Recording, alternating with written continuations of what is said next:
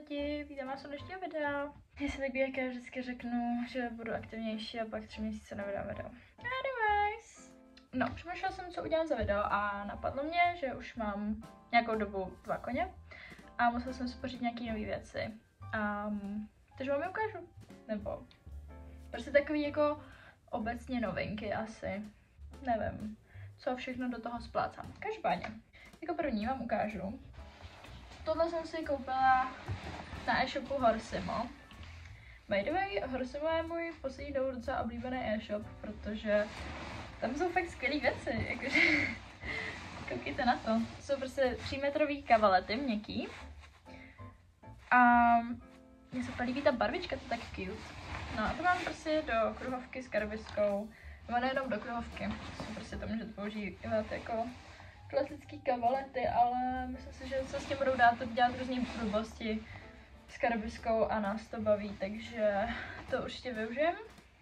Je to geniální, protože koukejte. Ono to má jakoby suchý zip, teda suchý, no prostě klasický zip. A když je špinavý, tak to vypadá to prostě, jo. Geniální, a ještě to je moc růžový. To se mi mega líbí. Měla tam ještě, myslím, fialovo-růžový a ještě něco takového, nějakou barvu. A tohle se mi líbá nejvíc, taková nejvýraznější asi. Takže jsou tam také kavaletky. A potom další věc tady mám, akorát to přišlo tak jako random v jednom balíčku, který přišel mamce a bylo to v tom balíku jako výplň. A jsou to prostě takovýhle plachty. Víte, na co to budu mít. Víte to, jo. A ona je hrozně velká. Takže to budu mít jakože bazén, jako voda. Je dost možný, že já ji v budoucnu někdy budem skákat, nebo já jakoby chci to každopádně trénovat. A ty mám 2, takhle. Takže pak třeba spojím, kdybych chtěla, aby to bylo větší. A jsem mám mega radost. Já jsem v plánu si jet kupovat do Hornbachu, ale nemusím. To byla prostě win-win situace. Takže mám plachty. Další věc, teda mám novou lounge, protože jsem měla takovou tu růžovou, nevím, jestli víte, ale už byla taková jeta, myslím si, že se mi rozbila. Takže mám klasickou černou lounge z jezdeckých potřeb Franci Králové, Equus, DP, totálně top. Takže ty lonže jsou hrozně dlouhý na mě. Hrozně moc té lonže mi tam jako je k ničemu, takže já jsem to prostě ušmykla. Asi 1,5 jsem ušmykla. No a je to úplně akorát. No, tak další věc vám ukážu u koní, takže zatím jdeme na koně. Právě jsme u koní a Anička byla zase nakupovat, takže tady máme nový kolosky. A už je. Čuchni. Čuchněte. Čuchni. To voní jak takový ty mysličinky. Můžeš to ochutnat? A pak to máme balíček z Equiservisu. Jo. Co jdeme do spolu.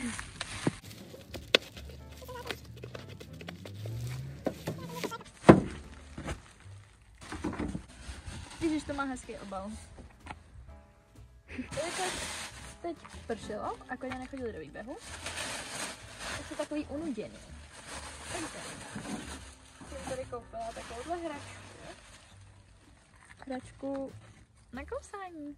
Tady to má to jako dřevíčko s nějakýma těma kvízečkama a tady to nějaký lis. Takže mu tam takhle dám na box a oni se to budou kousat a nebudou se nudit. Koupila jsem jenom teda jednou, protože nevím, jestli jim to bude chutnat. A bylo to docela drahý, takže jsem to jako nechtěla. Prostě kupovat 2krát, aby to pak nejedli. Takže vyzkoušíme a jdem udělat taste test. Fuj. Chceš taky? Ne. Dobrý. Se toho bojí.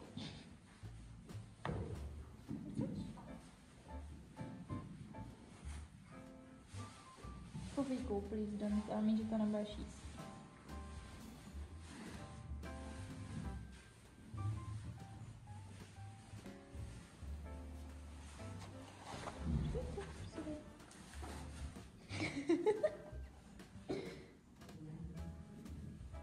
No tak... Pofík to.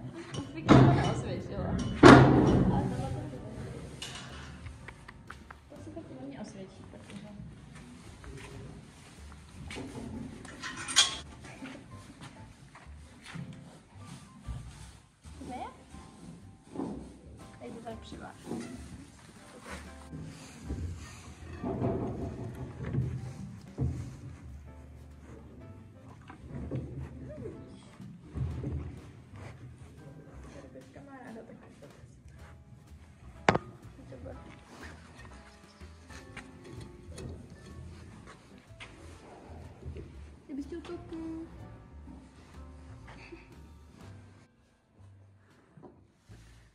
Karbiska. Ona žere ten pro vás.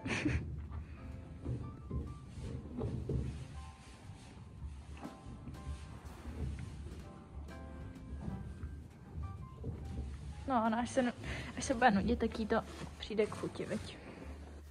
No, takže lidi, tady to jsou záběry, které jsem natáčela asi tak pár dní předtím, než mi Karibiska přijela, jo, nějak v srpnu.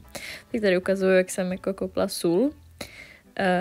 Myslím si, že jsem tam říkala, já jsem tam prostě říkala, už nevím co, ale řekla jsem si, že to tady namluvím, že to bude asi lepší. A tady říkám asi nějaký blbosti, každopádně ta sůl je, no prostě ta bílá je nejlepší, jo, koukejte, jak už to má slízaný a fufík je to samý, prostě mega jim to chutná. Tady ukazuju, jak mi přišel balíček. Já miluju rozbalování balíčků, to jsem tam určitě taky říkala. No a prostě přišly mi kyblíčky pro Karibisku. Takový jsou malinký, má to na snídani a na večeři.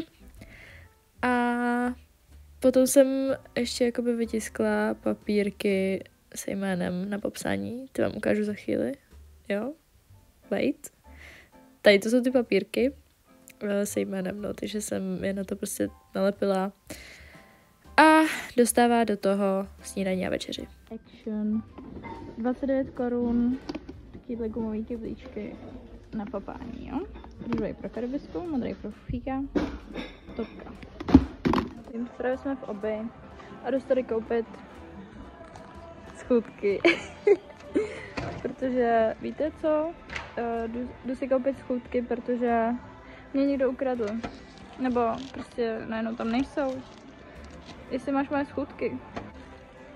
Takže beru větší aspoň. A protože se mě někdo vzal. Lidi, klidně si moje věci půjčujte, ale vracejte mi je zpátky. Tady má také Karibiska uzdečku, jo. Opět je ze takových potřeb jako z DP. To doporučuju. A no je prostě také klasicky černá, má takovou čelenku s takovými kamínkama. Můžete jim přiblížit. No a udidlo jsem kupovala. Takovýhle.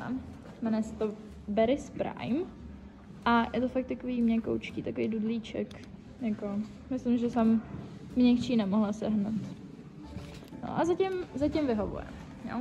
Takže to je uzdečka. Na to tady mám spojku, jo, na lunžování. Takhle jako zapnete do těch kroužků. To asi znáte. Znáš to třeba? Neznám. Protože takhle si do toho zapojíš tu lunch a ono to jako má stejný tlak na oba ty kroužky. Na klasický ohlávce moc nevodím, protože to mě jako odtahává. No, odtahovala. Nevím, jak by se chovala teď, ale protože jsme s tím měli docela problémy, tak jsem si koupila paralku. Jo, protože ono to je jako... Působí to na ty body jako ostřejc, na té hlavě. Tak se to jako musíš zavazovat. Kari, nehrabej.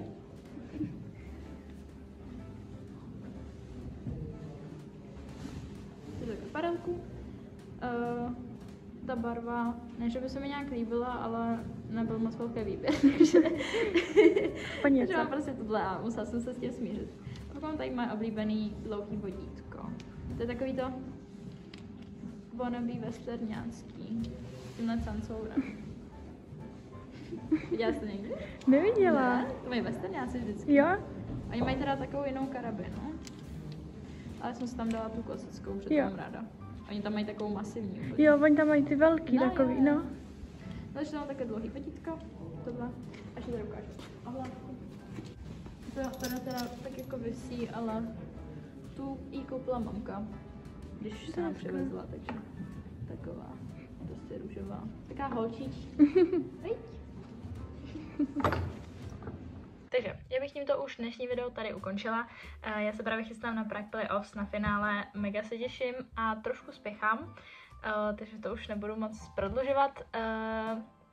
Určitě nás sledujte na Instagramu anna.saxová, dejte odběr, like, všechno to znáte.